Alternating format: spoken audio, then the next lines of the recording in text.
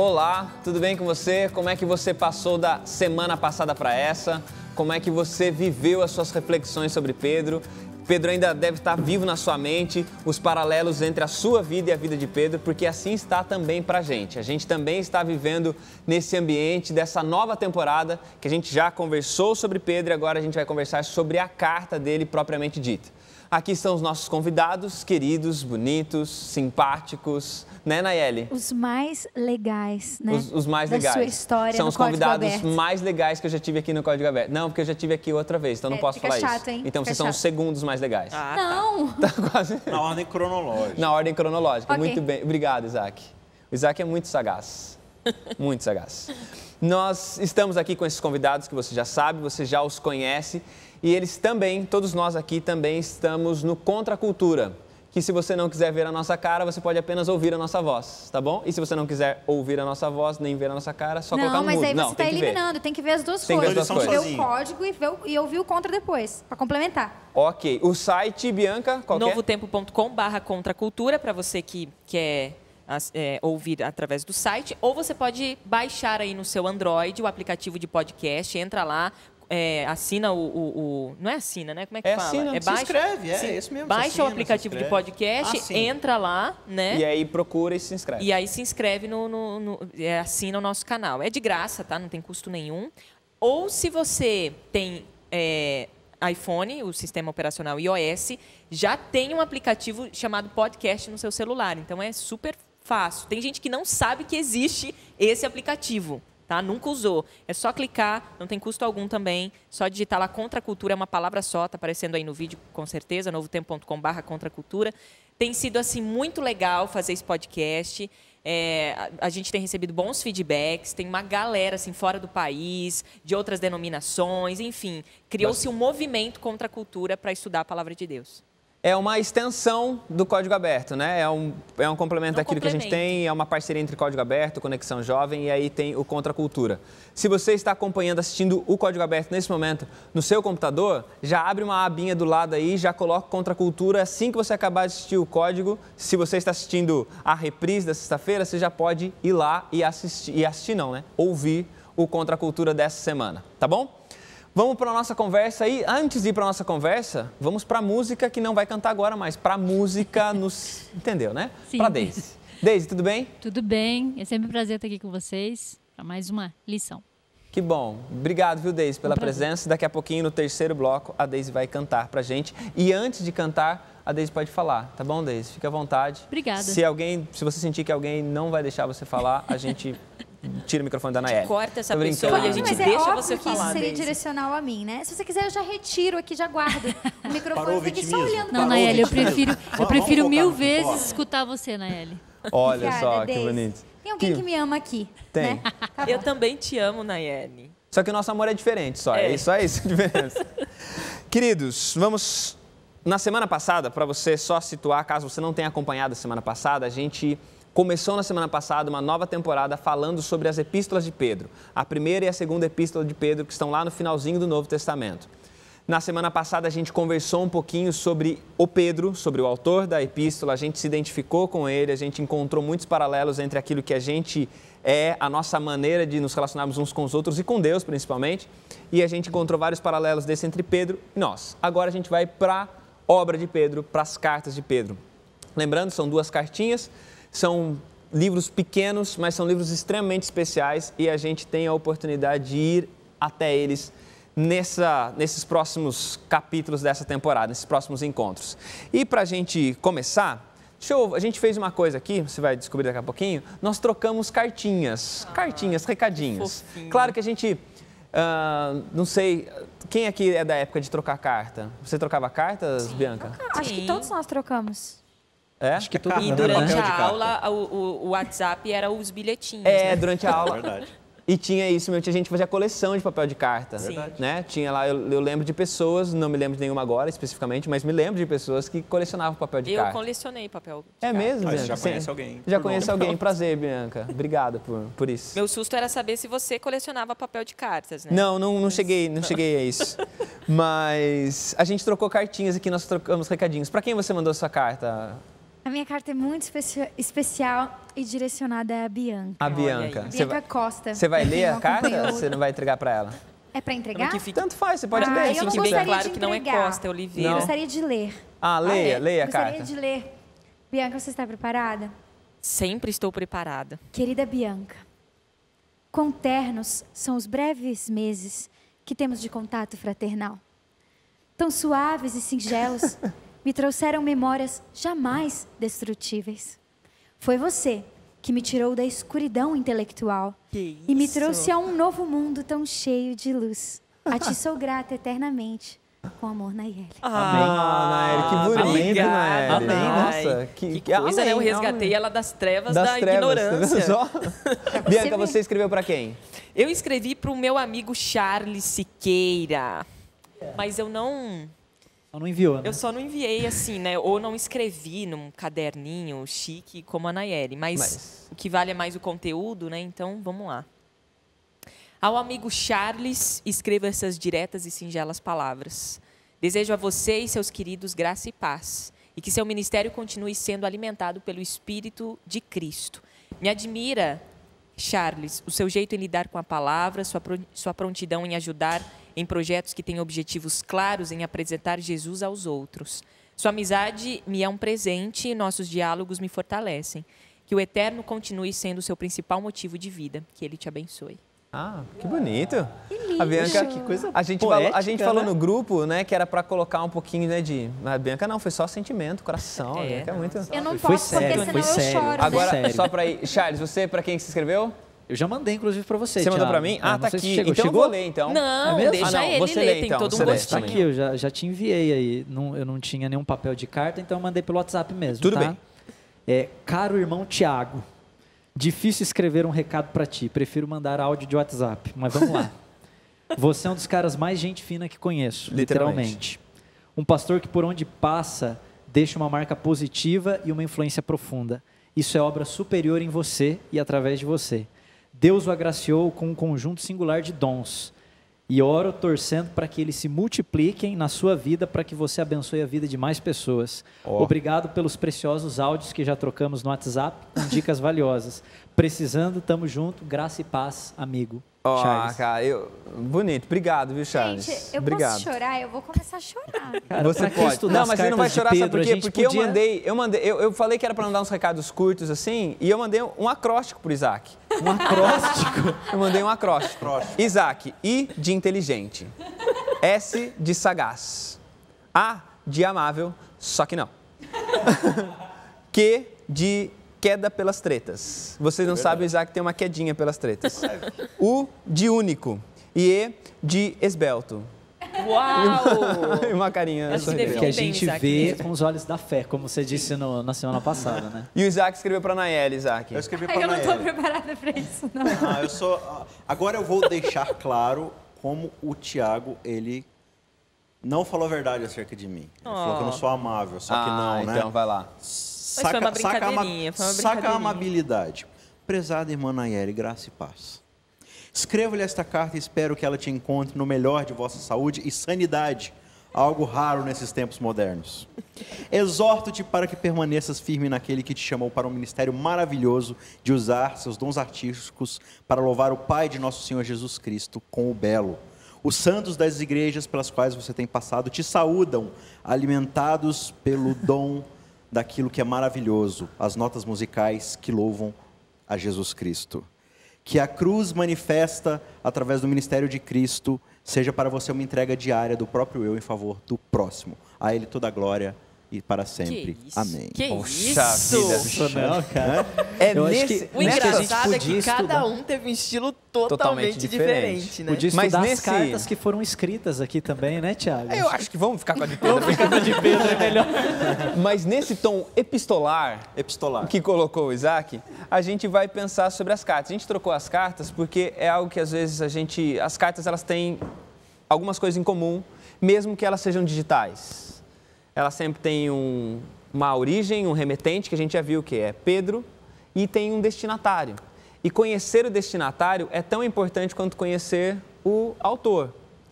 A gente vai, durante essa semana, a gente vai pensar um pouquinho sobre o destinatário das cartas de Pedro, para quem ele escreveu e quais temas, e o que ele achava importante dizer para esses, antes da gente ir para... E daí esses temas a gente vai desdobrar durante toda a temporada. Para isso a gente vai agora sair das nossas cartas, que foi um momento muito bonitinho, e vamos agora para a carta de Pedro, para a primeira carta de Pedro, e para isso a gente vai começar já no nosso início lendo os primeiros versos, o primeiro verso da carta de Pedro, que é a apresentação de Pedro, que quem vai ler para a gente é a Nayeli, nossa leitora oficial. Nayeli, você ela será também assim é a que eu leitora consegui oficial lidar do com a Contra a quantidade Cultura. de coisa que eu tô aqui, porque eu fiz questão de trazer uma Bíblia enorme, né? Nem combina com o meu tamanho, mas tá bom. São quais os Nós vamos ler versículos? 1 Pedro capítulo 1, verso 1 e Verso 2. 1 e 2. Isso. Pedro, apóstolo de Jesus Cristo, aos eleitos que são forasteiros da dispersão no Ponto, Galácia, Capadócia, Ásia e Bitínia, eleitos segundo a presciência de Deus Pai em santificação do Espírito para a obediência e a aspersão do sangue de Jesus Cristo. Graça e paz vos sejam multiplicadas. Nesse texto já tem a apresentação de Pedro e para quem ele está escrevendo. A pergunta é: quem são os forasteiros da dispersão? Quem são essas pessoas? Quem são esses eleitos que são forasteiros? A gente observa na história judaica, né, do povo de Israel, que por vários momentos eles acabam se dispersando, seja para o exílio babilônico, né, outros tipos de exílio, sempre eles estão ali espalhados, e não é diferente na época de Roma e na época da qual Pedro está escrevendo, né?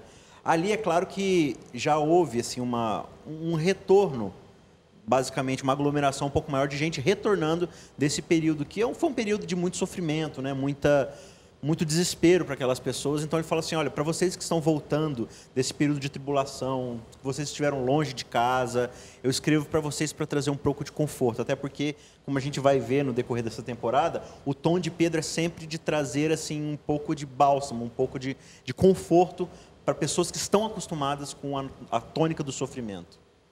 E, pastor Charles, por que chamá-los de eleitos e o que significa? E aí agora eu falei pastor Charles, mas esse aqui vai ser nossa conversa densa desse momento, desse primeiro bloco, que é o que significa dizer que esses são eleitos segundo a presciência divina? Boa pergunta, me colocou na mira, né, Tiago? Coloquei. Beleza, vamos lá. Vamos lá. Só puxando um pouquinho o que o Isaac falou, né? O apóstolo Pedro, ele se identifica como autor da carta e ele fala para quem ele está escrevendo e ele determina uma geografia, né? Que é a atual Turquia, se eu não me engano, a atual Turquia.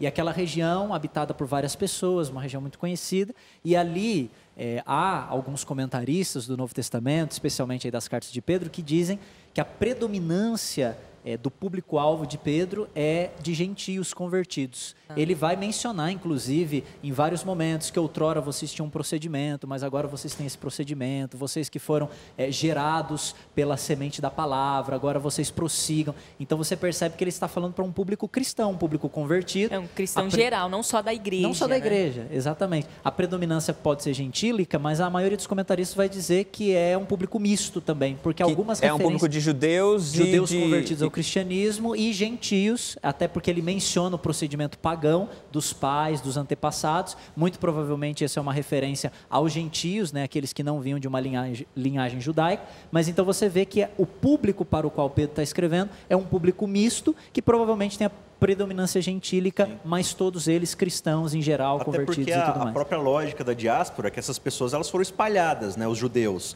Então eles se encontram aqui, como ele vai falar, na Galácia, Capadócia, na Ásia em geral. Então você tem esses judeus espalhados nesses lugares, mas ao mesmo tempo, quando o evangelho os realcança, ele acaba se espalhando também para os gentios. Então cada um desses pontos geográficos você acaba encontrando não só os judeus que acabaram se afastando, mas também os gentios que lá estão. Exato. E essa linguagem com a qual Pedro... Eu não estou fugindo da sua pergunta, não. Não, a gente vai chegar lá. A gente vai chegar lá. Confiando. Tá sim. Não, a gente vai chegar lá. Você a gente vai chegar lá. Você foi eleito para responder, tá? Ok, segundo a presciência de Deus.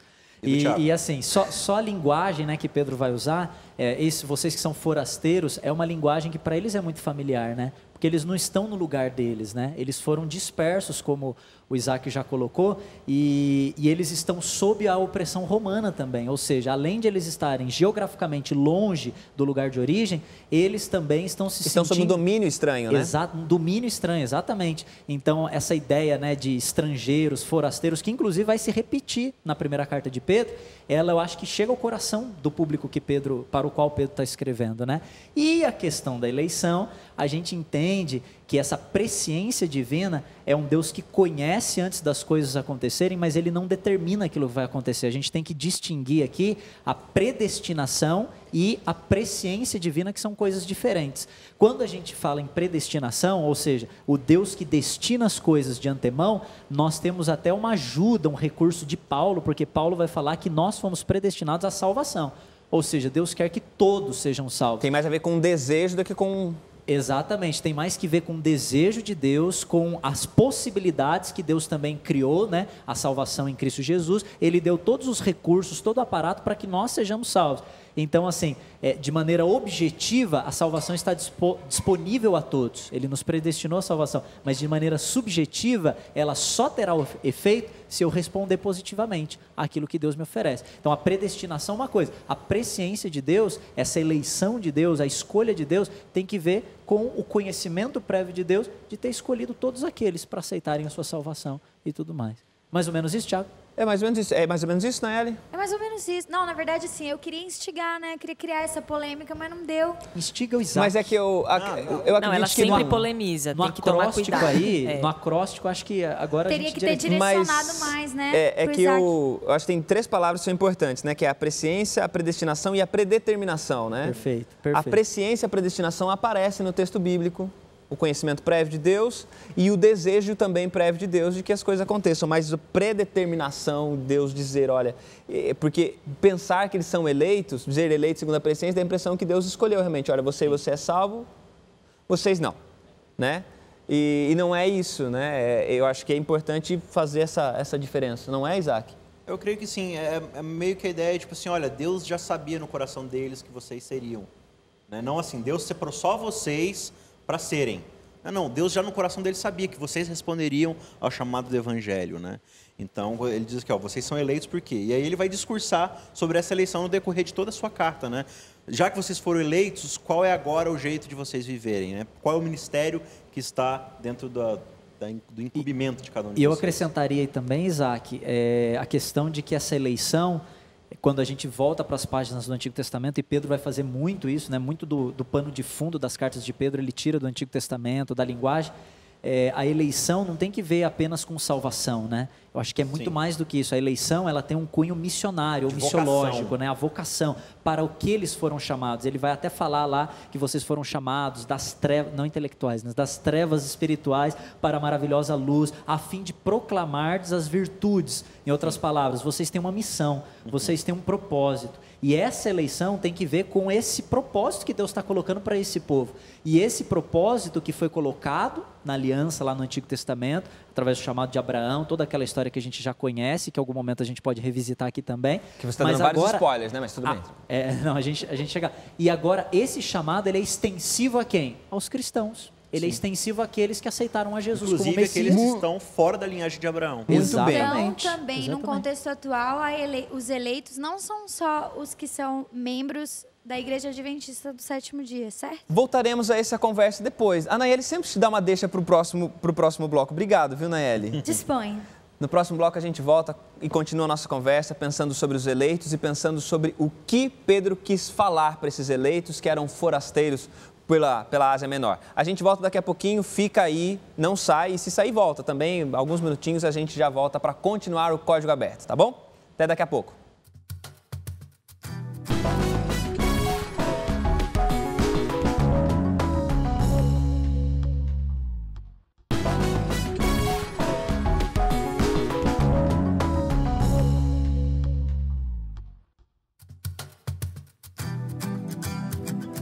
O Código Aberto está de volta. Espero que você tenha tomado uma água, se hidrate direitinho, tá bom? Nos intervalos, aproveita para isso. E a gente voltou, nós conversamos no primeiro bloco sobre essa introdução da carta de Pedro, onde ele apresenta para quem ele está escrevendo. Ele fala dos forasteiros, fala dos eleitos, segundo a presciência divina. E a gente vai voltar, você vai perceber que durante a temporada a gente vai voltar a esses assuntos, então a gente vai melhorar e solidificar esses conceitos que a gente passou por aqui, principalmente esse conceito da eleição e de quem são esses eleitos. Mas para a gente continuar nossa evolução e seguindo um pouquinho daquilo que o guia está propondo, a gente tem um momento aí nesse primeiro capítulo, onde Pedro ele coloca alguns temas pelos quais ele vai passar, alguns temas importantes. Que temas que a gente já consegue pensar aí, pelo que vocês estudaram, pelo que vocês viram e leram, até mesmo lendo na Bíblia, né? Quais são esses temas que a gente pode pensar já para o pessoal ter uma premiere daquilo que vai vir? O que a gente já encontrou, tanto no guia de estudo que foi exposto ali, e o que a gente encontra nas cartas mesmo, você folheando rapidinho. Inclusive, fica uma dica aqui, né? As cartas são muito pequenas, os livros de Pedro são pequenos, e você lê rapidinho, e tem tantas sacadas legais, tantos insights, que fala, nossa, eu nunca tinha parado para pensar nisso. Dá para ler toda semana, durante tranquilo, toda... muito tranquilo. Então, vale a pena, já que está bem no comecinho dessa temporada, ler primeiro as cartas, né? Porque daí você já vai tendo vários insights do que a gente já está discutindo aqui, né? E aí o que a gente já pode colocar do que foi apresentado nas cartas de Pedro e também ressaltado no nosso guia de estudo, foi aí um assunto muito interessante que ele abordou, foi a ressurreição, né? Dizendo que sem isso não há motivo para alegria, né? Fé, Pedro fala de trindade, né? Ele sempre coloca ali Deus Pai, Deus Filho e Deus Espírito Santo dentro dos seus textos. Ele fala também do grande conflito, que foi em algumas temporadas passadas a gente falou sobre isso também. Quando a gente estudou o livro de Jó, né? De Jó, exatamente. A gente falou muito sobre o grande conflito na história de Jó. Ele falou também sobre a volta de Jesus, que é interessante da gente notar que todos os autores da Bíblia, né, mesmo em contextos diferentes, mesmo com textos diferentes, mesmo com culturas diferentes, eles sempre apontam para Cristo e a sua ressurreição, a sua misericórdia, a sua volta, enfim, seu amor, né? E Pedro não é diferente deles. Pedro passa por esses temas, né? E eu acho que um tema que fica vivo quando a gente olha, pensando nisso daí, porque ele fala sobre tudo isso, dá esse pano de fundo, né, dessa introdução, e aí ele vai no versículo 13 do capítulo 1. Você quer ler, Nayeli? Eu posso estar lendo. Pode. 13. Por isso, cingindo o vosso entendimento, sede sóbrios, e esperai inteiramente na graça que vos está sendo trazida na revelação de Jesus Cristo. Eu acho interessante isso aqui, até o guia chama atenção para a gente, para essa ponte que ele faz, né, dos temas todos, por isso, e aí ele começa a falar.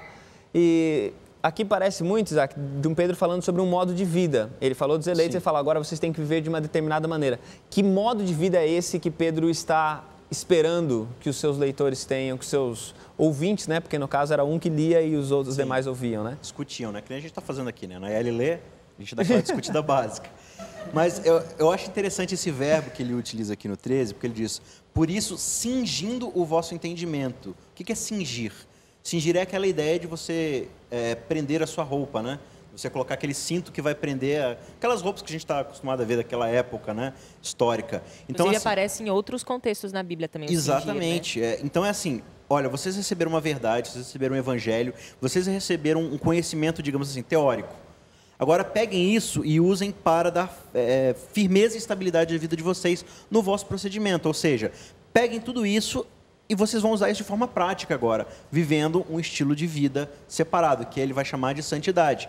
E aí ele vai falar que, olha, assim como aquele que chamou vocês é santo, ou seja, vocês foram chamados por quem? Vocês foram eleitos por Deus, e Deus é o quê? Santo. Aquela santidade que Pedro teve aquela experiência próxima, né? Que a gente já discutiu na semana passada, de falar, olha, você é santo demais para eu ficar perto de você. Agora ele está falando, não, eu entendi essa santidade, eu entendi o efeito que ela causa, e ela causa o quê? O meu amadurecimento e uma vida diferenciada. Então, assim como esse Deus que é santo chamou vocês, sejam santos como ele é santo. Ele vai citar Levíticos, né? Acho que especialmente Levíticos 19 e várias outras citações desse contexto. Ele fala, olha, assim como Deus é santo, sejam vocês também santos. E no decorrer do texto ele vai começar a dar alguns exemplos de como a santidade ela se manifesta de forma prática. Até porque, né, e aí eu estendo o gancho para vocês, quando a gente pensa em santidade, a gente pensa muito em reclusão, né? Santidade é aquele negócio em mim que eu vou me afastando de tudo, de todos, para poder ir desenvolvendo uma aura espiritual de santidade, mas não, Pedro vai colocar aqui a santidade como algo que me leva de mim para o outro o tempo todo, nesse estilo de vida. A santidade ela não é alcançada, né? A santidade ela é algo que ela está disponibilizada a nós e cabe a nós entrarmos nesse processo de cabeça, né? Mas até a santidade é algo que nos é oferecida. Assim, olha, sede santos como eu sou santo. Não é algo que a gente conquista, Exatamente, né? Simplesmente, não é algo né? que a gente... Não, eu fazendo isso, aí eu estou santo, né? Eu fazendo aquilo, ou falando isso, enfim, fazendo coisas por mim mesma para alcançar aí sim eu me torno santa, né? Não é Até porque a própria ideia de santo ou santidade é a ideia de separação. O que é santo? É aquilo que é separado. E Pedro está falando que, olha, vocês são eleitos. O que é o eleito? É o que foi selecionado. Então, o próprio resultado da eleição é a santidade. Olha, eu separei vocês para serem santos, portanto, sejam santos. Então, mas qual é a perspectiva, qual é a referência de santidade? Sou eu. Então, como é que vocês vão descobrir essa santidade? Estando em relacionamento comigo. E aí está a motivação, né? A motivação do cristão. Então, essa é a verdadeira motivação. E aí, quando fala você está falando da verdadeira motivação, e aí a gente tem no guia, inclusive, falando sobre isso, quando a gente pensa nessa verdadeira motivação para essa vida, porque a gente pode ter motivações, a gente pode estar fazendo boas coisas, tendo bons comportamentos, um modo de vida cristão, mas talvez a motivação não está bem, não é melhor.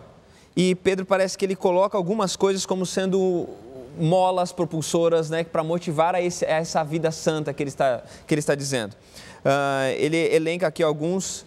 Pastor Charles. É interessante, né, que o contato de Pedro com Jesus fez com que ele desse a devida importância a essa questão da motivação, né? Eu acho que o convívio dele com o mestre fez com que, quando ele escrevesse suas cartas, ele enfatizasse tanto a importância de você não apenas ter um comportamento cristão, um estilo de vida exterior, né, no sentido de embalagem, daquilo que é evidente, mas que você procurasse ser coerente com as suas intenções e motivações para aquilo que você está externando, né? Jesus contou várias histórias, deu várias evidências, Jesus criticava muita hipocrisia, incoerência, os líderes e tal, e aí Pedro ele vai trazer agora para a carta dele a importância disso, mencionando algumas dessas motivações. Uma que ficou muito clara para mim é o próprio sacrifício de Jesus, né? O amor de Jesus, ele começa construindo a sua linha de raciocínio, mostrando o que Deus fez por nós. Antes de pedir ou de apresentar a resposta que a gente tem que dar a Deus, ele mostra, olha o que Deus fez por vocês. Ele fala do sofrimento de Cristo, ele fala da substituição de Cristo, da entrega vicária de Cristo, e tudo isso serve como alicerce, a base da nossa vida cristã e da nossa resposta, através do nosso estilo de vida, da nossa obediência e do nosso processo de santificação, né? Que é andar com Cristo. Santidade não é um lugar onde a gente vai chegar, mas é o caminho que a gente escolhe trilhar. Santidade não é impecabilidade, é quebrantamento, né? Que é uma coisa que Pedro sempre fazia, se quebrantar. Olha, Senhor, eu sou isso aqui mesmo, impetuoso, grosso, violento, petulante, mas eu estou reconhecendo aqui, me quebranta. Agora, uma curiosidade, né, que o Isaac mencionou, é a palavra amadurecimento. É nítido esse amadurecimento em Pedro. Porque se o Pedro que a gente estudou semana passada, escrevesse essa carta. O Pedro da semana passada era um Pedro que queria desviar Jesus, dissuadir Jesus do caminho da cruz. A gente viu em algum momento Pedro falando lá para Jesus, não, Jesus, chamou de lado e falou, não, acho que não é por esse caminho. Agora a gente vê um Pedro escrevendo uma carta onde ele fala sobre participar do sofrimento de Cristo. Primeiro ele quer fazer com que Cristo desista da ideia de sofrer. Agora ele escreve para os cristãos que estão espalhados ali na região da atual Turquia, e ele começa dizendo, olha, você que está participando desse sofrimento, é isso mesmo, vai lá. Continua, a gente vai estudar um pouquinho mais sobre esse lance do sofrimento, mas eu acho interessante o amadurecimento teológico de Pedro, né? Exatamente. Os temas ali, eles são bem mais elaborados do que lá na vida dele, ainda bebê na fé, começando a trilhar os primeiros passos, engatinhando. Agora a gente já vê o outro Pedro, que tem uma compreensão muito mais madura. E não é um período pronto. Porque é de se esperar que depois que o Pentecostes aconteceu, o Espírito Santo afogou todo mundo ali na sua graça, está todo mundo pronto e preparado para a perfeição, né? Não. Mas você vê Pedro no seu ministério como líder fundamental da igreja, junto com Tiago e João, tropeçando o tempo todo. Havia de vir um ex-fariseu lá e falar assim, Pedro, você é um hipócrita, e corrige Pedro na frente de todo mundo. Por quê? É um Pedro que ele está em caminho o tempo todo. E isso é muito importante a gente frisar, essa questão do amadurecimento, porque às vezes acontece das pessoas passarem a fazer parte da igreja, né, de uma comunidade de crentes, e a gente já tem expectativas para elas que elas ainda não conseguem corresponder.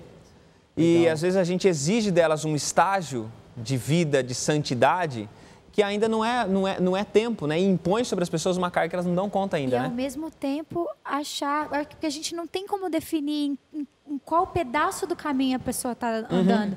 Então você acha, por exemplo, a pessoa canta, ela está lá na frente, então ela está mais avançada na espiritualidade, ou prega, ela né? tá mais Eu sou a Daisy. então eu posso esperar algo mais e querer algo mais dessa pessoa. Não, porque ela também pode falhar. Assim como o Pedro lá na frente tropeçou e caiu, nós também podemos. É só um minuto de vacilo. Inclusive, até assim, para níveis didáticos, né? Mas, por exemplo, o andar. A gente aprende a andar com 1 ano de idade. Ali tropeçando e tal, e depois a gente vai crescendo e o andar se torna uma coisa que a gente mais treina na vida, porque a gente anda o tempo todo. E a gente, mesmo assim, adultos, nós tropeçamos, nós caímos. Quem nunca tropeçou em algum lugar? A gente chuta pedra, se desequilibra, escorrega. E é a coisa que a gente mais treina na vida, é andar. Então, assim, por que não na nossa vida espiritual, entendeu? A gente não vai também tropeçar nessa tropeçar, caminhada, né? Agora, não que seja uma justificativa, né? Mas esse quebrantamento, ele é importante, né? De que a gente, assim, mesmo tropeçando, na vida cristã, nesse corpo de Cristo que a gente faz parte, não é que a gente não vai pecar. Né? Não é impecabilidade, não é isso que Cristo pede de nós, porque Ele sabe que é impossível. Agora, o quebrantamento, sim. Né? Porque faz parte até, inclusive, de uma escolha nossa. O tropeço é um acidente também, né, na uma coisa, né? só para a gente terminar esse bloco com uma coisa importante. Então, para a gente tentar deixar claro, porque a gente falou muito, eu acho que a gente falou bastante também daquilo que a santidade não é. Né? Então, o que é um viver santo? Pensando naquilo que Pedro disse, o que é um viver santo? Eu leio aqui, 1 Pedro, capítulo 1, verso 22, e aí ele vai contextualizar justamente o que ele quer dizer com santidade. Tendo purificado a vossa alma pela vossa obediência à verdade, ou seja, de tudo que vocês ouviram, vocês se cingiram e agora vocês estão vivendo essa verdade, tendo em vista o quê? O amor fraternal não fingido. Amai-vos de coração uns aos outros ardentemente. E ele vai falar, porque vocês foram, né? Regenerados através de uma replantação numa semente incorruptível, ou seja, está falando de Cristo, né? A gente vai discutir isso no resto da temporada, mas falou assim, olha, agora que vocês foram replantados, enxertados em Cristo, é para vocês fazerem o quê? Viverem um amor não fingido fraternal. O que é fraternal? É de irmão, mas não é de irmão assim como a gente fala, irmão na fé, porque irmão na fé para a gente é coleguinha de igreja. Não, fraternal é irmão de sangue. É para você considerar todas as pessoas como se fosse seu próprio parente. E para o nosso parente, que a gente ama, a gente quer tudo, né? Então, olha, viva um amor que é aquele amor que você faria tudo pelo seu irmão se ele precisasse. Estenda isso a todas as pessoas. Isso é um viver santo. Ou seja, a partir do momento que você se torna mais santo, você se torna mais amável, né? Exatamente. Não, a santidade é o processo de a cada vez mais se tornar amável. Mas é impossível se tornar amável sem relacionamento com Deus. Sim. Isso é um fato, não adianta você fugir. Você não decide hoje, tá bom, eu acredito em Deus, então agora eu vou amar e você vai amar fraternalmente. Não vai. Entendeu? É uma coisa que se você não está caminhando todo dia com Deus, você não vai amar. E é uma coisa que, assim, a gente acha que vai para a igreja e aí a gente já está nesse processo e é assim, não, eu vou à igreja, eu escuto sermões, né? Sermões. Muitos sermões. Estudo a minha lição da escola sabatina ou faço pequenos grupos, né? Estudo a Bíblia, enfim. E aí eu já acho que nesse processo, quando eu sou inserido nisso, nesse contexto, eu já tenho amor fraternal. É uma coisa assim, fui para a igreja, tenho amor fraternal. Não, é um processo. E aí vem o relacionamento. E aí me linka também com o que a gente já discutiu no bloco anterior, bem no comecinho da carta de Pedro, que ele, as pessoas para quem ele destina essa carta não é só os cristãos da igreja, mas são cristãos no geral. Quer dizer, o meu amor fraternal não é só para quem é da minha denominação. Minha denominação. Ou para quem tem religião. A pessoa não tem uma denominação, não tem religião, não acredita. Mas o meu amor ainda precisa ser fraternal para com essa pessoa. Mas, ao mesmo tempo que existe esse amor pelo outro, eu acho interessante essa ênfase no amor por aquele que está perto. Porque também tem uma coisa de que demonstrar amor para quem está longe, para o desconhecido, às vezes é mais fácil do que para quem está ali do meu lado. Fica no campo teórico, sim, né? eu falar... E também fica no campo teórico, também fica no campo do evento, né? Uma vez ou outra eu vou lá e entrego uma cesta básica para uma família em necessidade, é uma coisa. É que tem uma citação de Madre Teresa de Calcutá que é interessante, que ela fala, amar os de longe é tranquilo, amar o próximo que é o difícil, né? O que você falou faz muito sentido, né? E é isso que mais trabalha o nosso amor fraternal. Eu acho que isso é importante deixar para você que está em casa, que quando a gente fala de viver santo, não é simplesmente o abraçar de novas regras, deixar de fazer coisas e passar a fazer outras. Não é simplesmente uma mudança, basicamente, a viver em santidade. Quando a gente olha para Levítico também, né, que o Isaac mencionou, quando a gente olha para outros textos que convidam a santidade, viver em santidade diz respeito a relacionamento, diz respeito às relações. A gente vai continuar falando um pouquinho mais sobre isso, sobre as relações, sobre amor, sobre o viver em santidade, e vamos ouvir a música da Daisy, mas isso tudo daqui a pouquinho. Então fica por aí e daqui a pouco o Código Aberto volta.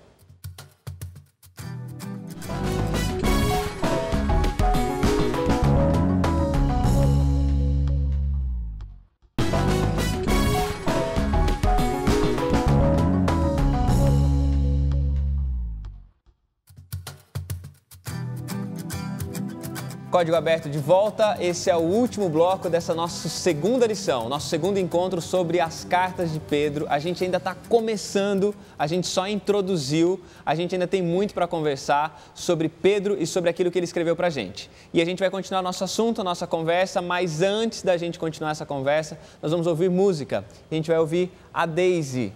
Daisy, o que você vai cantar para a gente? Vou cantar a música Morada. Tá bom, Deus te abençoe. Amém.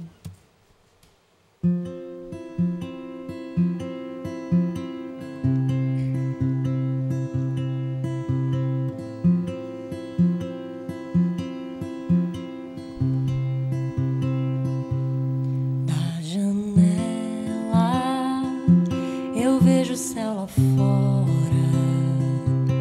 vem a chuva, de mim não vai embora. Sou morada, mas tão frágil, preciso de reparos, preciso de cuidado.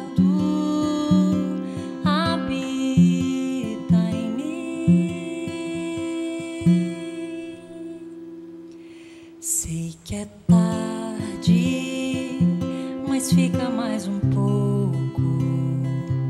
Estou tão frágil, mas tua voz eu ouço.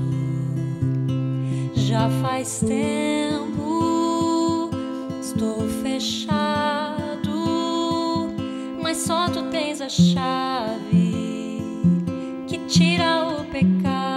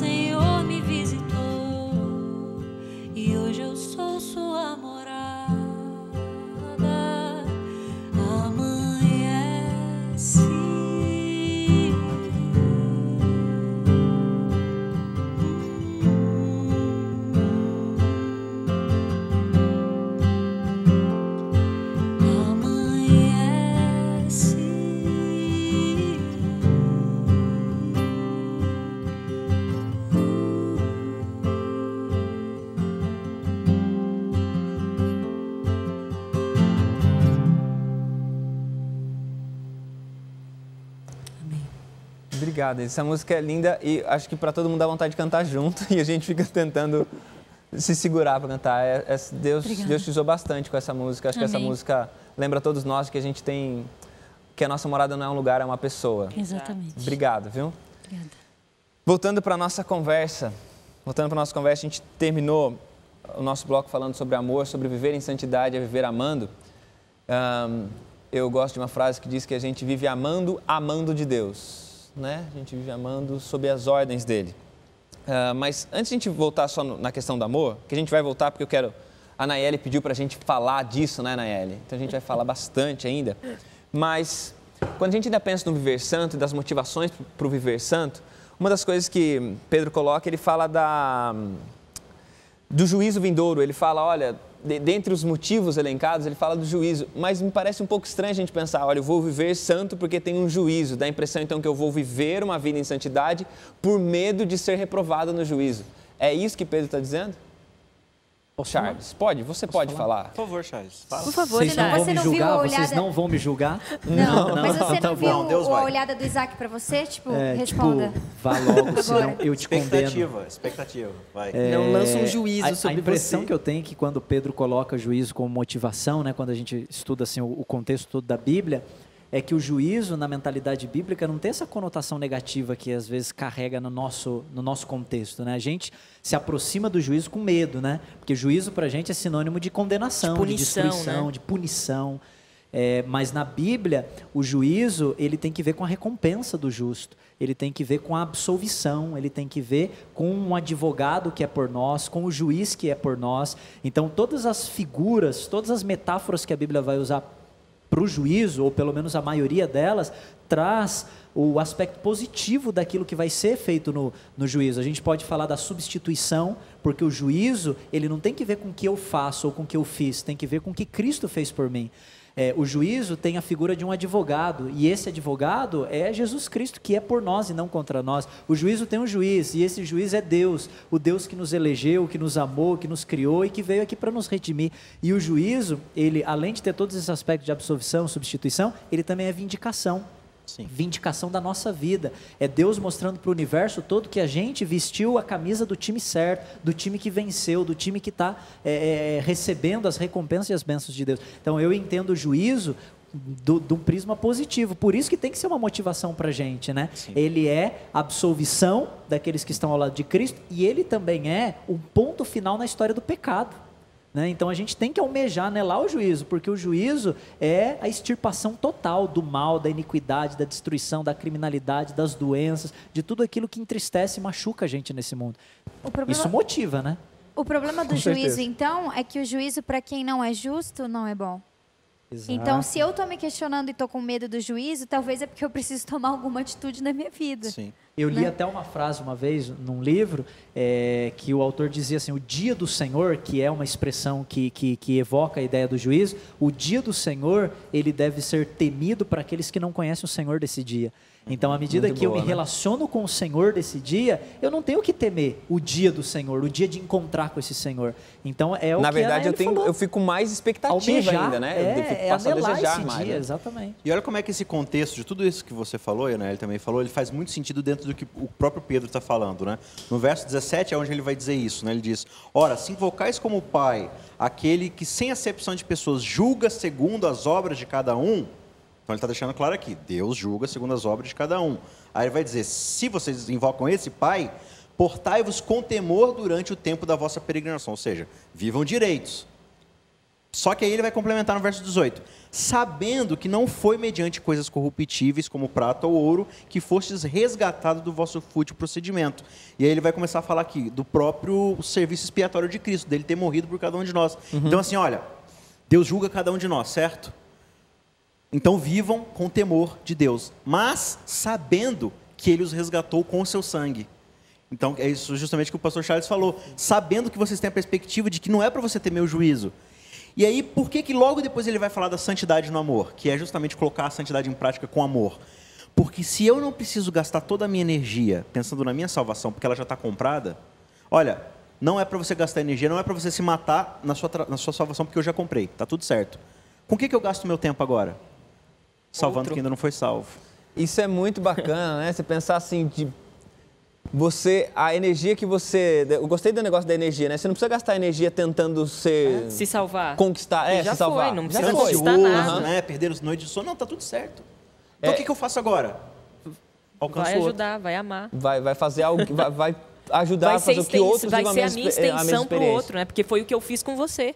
Eu só te amei, Sim. só te ajudei. Tudo E isso aí- na sombra do juízo. Exatamente. E eu acho que isso é uma das maiores evidências daquele processo que a gente mencionou, que é o processo da santificação, né? Exatamente. Não é mais a busca de como eu me salvar, mas é de como eu me perder para salvar outro. Exatamente. Então agora a perdição não é mais eu vou me perder porque eu vou atrás daquilo que me interessa e buscando aquilo que me interessa eu me perco nisso. Não, eu vou buscar o interesse do outro e eu acho que essa perdição própria, buscando o interesse do outro, é esse processo de morte, de autonegação. É me perder de mim. Que tem que ver com o evangelho, que é simbolizado pela Essência, cruz, pela morte é o perder do eu, né? É o perder do eu, é a anulação do eu, é a negação do eu, no processo de salvar o outro, de se entregar pelo outro e de buscar a salvação do outro. E ninguém melhor que Pedro, conforme a gente tem visto nessas 2 vezes que a gente se reuniu para falar sobre isso. Porque ele teve que negar o eu dele, ele teve que negar toda a necessidade dele de se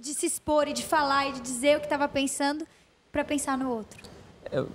E aí a gente volta, né, que como os temas estão bem juntos, aí você fala desse Pedro que vive tudo isso, e você falou de um Pedro que é muito bacana a gente conhecer a história do sujeito, porque a gente passa a ler aquilo que ele falou de uma outra perspectiva, né?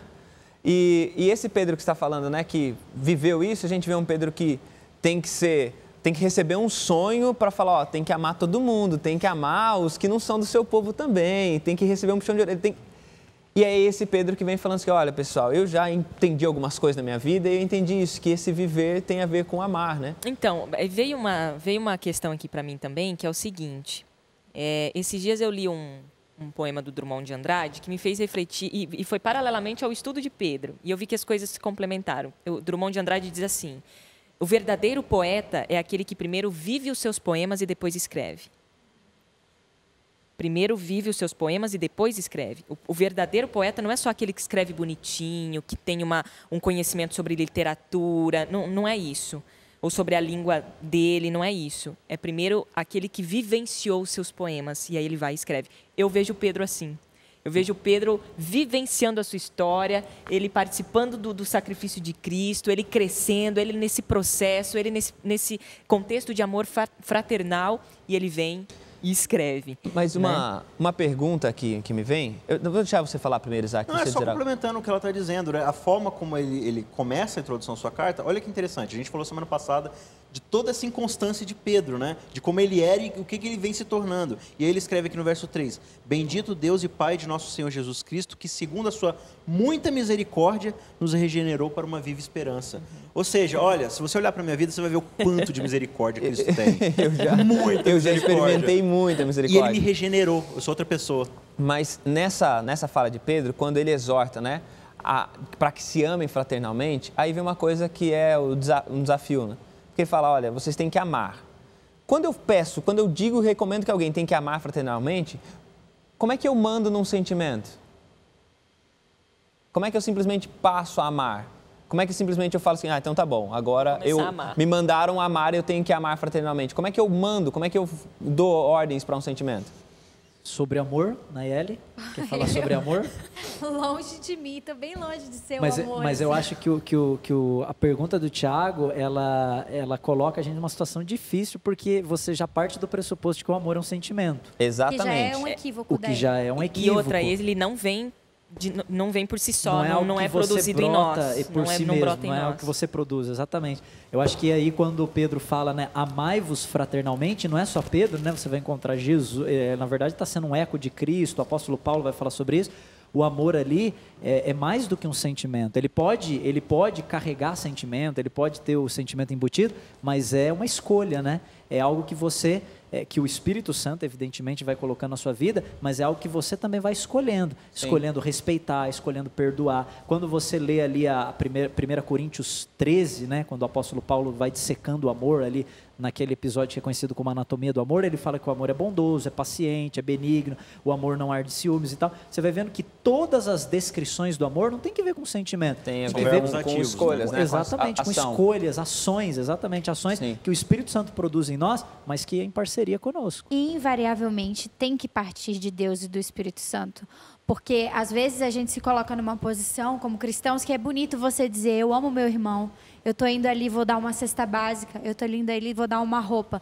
E aí o que isso se torna? Se torna mero exibicionismo. Você ama só da boca para fora. Não é amor que vem de Deus, então não adiantou nada. Inclusive foi uma vez, acho que na nossa discussão do Contra a Cultura lá no podcast, eu não me lembro qual qual episódio, acho que foi até uns episódios avulsos que a gente falou sobre amor. E o Tiago estava participando e ele trouxe, acho que foi você, Tiago, que falou aquilo. Foi sim, mas foi enfim, sim. né? Falou que o amor ele não é tolerar, o amor ele não é necessariamente gostar, o amor é servir. E aí você trouxe o exemplo do bom samaritano, Sim, por exemplo. O bom que é um samaritano, amor visto, né? Exatamente. O bom samaritano não pegou aquele homem que estava lançado ali no chão e levou para casa. Ele levou para onde? O que eu estou sentindo Para em uma relação a esse homem que eu hospedaria. nunca vi na vida?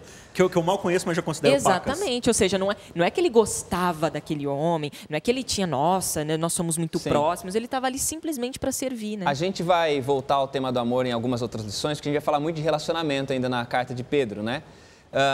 E a gente está só começando a epístola de Pedro. A epístola de Pedro que a gente pode pensar num Deus que está mandando um recado através de Pedro para os eleitos.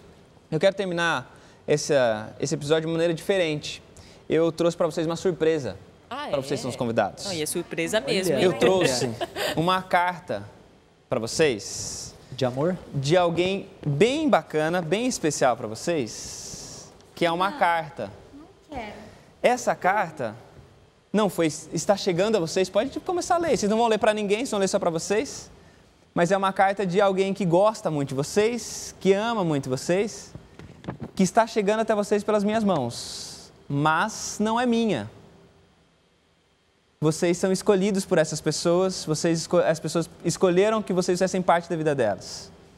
Eu entreguei essa carta para vocês e para ilustrar para você que está em casa enquanto eles estão lendo, que a carta de Pedro é uma carta que vem de Deus e chega na nossa mão. É Deus dizendo para a gente que Ele nos escolheu. Pedro é apenas a mão que entrega a carta. Eu fui a mão que entregou a carta da mãe e do pai da Naeli, que entregou a carta da esposa do Charles, que entregou a carta da irmã da Bianca, da esposa do Isaac. Eu fui a mão que entregou a carta, mas a carta não veio de mim, veio de alguém que ama, que escolheu. Deus nos lembra e nos mostra através da carta de Pedro que nós somos eleitos, somos escolhidos, a despeito de quem a gente é, a despeito da nossa história. Como a gente falou de Pedro, Deus nos escolheu. A carta de Pedro é a lembrança de que nós somos os eleitos do Senhor segundo a presciência dEle. Ele que nos ama. Ele poderia ter encontrado inúmeras justificativas para não nos ter na vida dEle, para não nos ter fazendo parte no coração dEle, mas Ele escolheu nos incluir. Ele escolheu nos criar, nos redimir, escolheu nos ter por perto. Que Deus te abençoe, que Deus te ajude a viver sobre essa ótica. Você é o eleito de Deus e quando agora, daqui para frente, a cada semana a gente voltar à carta de Pedro, lembre-se disso. É um recado de um Deus que elegeu você, que escolheu você. A gente é só uma mão que vai fazer essa carta chegar para você mais uma vez. Que Deus te abençoe. Semana que vem, nós, os eleitos pela graça do Senhor, nos encontramos novamente. Até lá.